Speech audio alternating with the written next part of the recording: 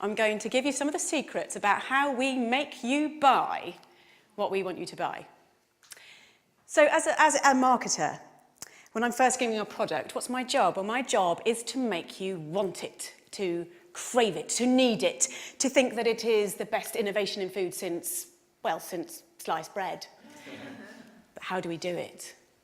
Well, I'm going to give you a really big example later that I'm going to break right down for you. But let's just start by looking at a few fun little things. So here we have Shreddies, an old favourite, been around for years, very popular in the UK and Canada. Without changing a single little thing about that product, they remarketed them, rebranded them as brand new diamond-shaped Shreddies. Food marketing genius right there. In the 1950s, there was a very important innovation in food. The instant mix cake, one of my personal favourites. When they were first brought out, all you needed to do was to add a little bit of water.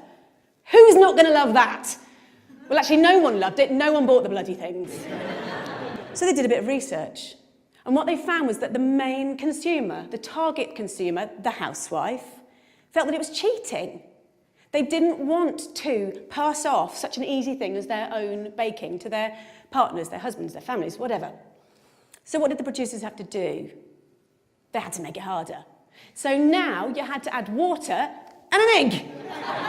And sales exploded. But these examples, these are just chicken feed compared to what I really want to talk about tonight, and that is chickens and pigs and cows. So when we think about where chickens, etc. come from, we think about something a bit like that. That's also our instinctive idea, but we all know if we really think about it, if we think about it deeply, it's probably a little bit more like that. But that's a lot nicer. It's a lot more romantic. So how do we give you this impression? Well, there are 3 techniques that we use. The third of which is our secret weapon, and I am going to blow it for you tonight, so please stay primed for that. Let's look at technique number 1. Everybody believes what's on the label. So let's look at some examples. Some of my favourites, some of the ones I use all the time. I'll use farm fresh. I'll use 100% natural. I'll use butcher's choice. But what does that really actually mean? Well, truthfully, it doesn't mean very much. If we see that on the label, we feel a bit more confident. But let's have a look at what a farm really looks like. It probably looks like that. Now, this is a concentrated animal feeding operation. I'm going to run that past you again. It's a concentrated animal feeding operation. That's not going to look great on a label. Hence, we use farm fresh. Innovation number 2. This is what we use. We focus on progress. Intensive farming was born out of necessity. At the end of the Second World War, resources were extremely tight. Farming had to be by necessity very, very economical. And we've learnt from that, and we've built from that, and we're able to now raise more and more animals in smaller and smaller spaces. So we've got extremely good at it. If we looked at a room of about this size, and this were turned into a chicken barn, it's a 100-seat theatre, how many chickens could we probably fit in this room now?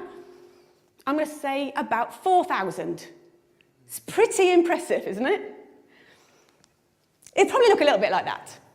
Now, the public aren't going to be massively keen on that idea, and it's my job to make them feel a little bit better about it. So how do I do it? Well, a basic principle of marketing. We use the right choice of words, and by using the right choice of words, we can make the conversation, we can focus the conversation the way we want it to. So we'll use an example like this. When you look at that picture, where is your eye drawn? It's drawn right to the middle of the page, massive letters, we've got strive to optimise. What we're looking at in the picture, in reverse, looks a bit like that, but this looks a lot nicer, because we're looking at strive to optimise. It makes us feel that there's progress. We feel good. So the challenge for the marketers is to make the public feel comfortable about what they're seeing. One of the side effects of intensive farming, of having so many animals in such a small space, unfortunately, is obviously disease, because you put so many animals into a small space, they're going to get sick. It is no secret that 50% of all the antibiotics in the world are used on farmed animals. So how do you make the public feel okay with this? How does that happen? My job. How do I do it? I use the language of innovation. So we're going back to our old friends at portcares.org. And what they do is they say, as farming has become more efficient, veterinarians have incorporated new technologies and methods into practice. This makes us feel good. This is positive. Yeah? This is progress. And when we're then marketing to future consumers, we would perhaps use something like this. This is a colouring book. Pigs and pork. It's absolutely gorgeous. And what we're doing here is we're getting the children to focus on the fact that we're using innovation. So by bringing the pigs out from the muddy fields and into the clean barns, we're taking them away from all that nasty, dirty mud and all the diseases that are lurking there within. Positive. So onto our secret weapon. This is what we really need to focus on. So these two techniques alone, they are not going to work. We need a secret weapon, number 3. It is actually in this room right now. Secret weapon!